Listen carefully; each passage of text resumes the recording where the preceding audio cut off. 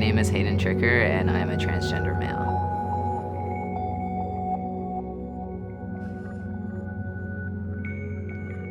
I grew up in a small town in Ontario, living on like a farm, and during that time it wasn't LGBTQ friendly. I didn't even know what that acronym meant. Knowing that inside there was something different, but I didn't know why I was different, and I tried so hard to be able to fit in, and it was just very hard to go through that feeling alone. My family, they didn't really know anything about my journey back then. I didn't really express much of how I was feeling. I would get so upset or mad when they wanted me to put on a dress, which turned into a lot of suppression of that masculine side.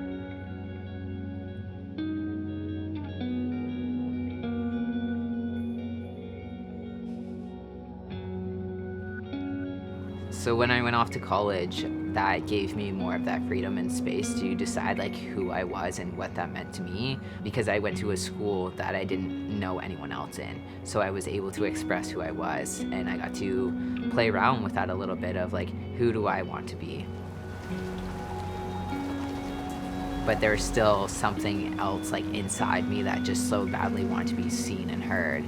And I didn't discover that until moving to Vancouver, finding myself in the mountains, and fully kind of diving deep into who do I want to be and who am I inside without anyone else. With so much balance here of nature and water and all the things that I love to do, I started meditating, I started connecting with everything else around me. It gave me that second opportunity to be able to like actually find myself again. When you're in more of the silence with your thoughts and have that awareness, you start to pay attention to what that inner voice is telling you. And for me, that was embracing both my feminine and my masculine, and just seeing how I like to go about presenting myself without worrying about other people's validation. From the point that I cut my hair to the point that I came out trans, it was a very quick process. Now I finally see, like, it was like the last layer that I needed to break, and knowing who I was.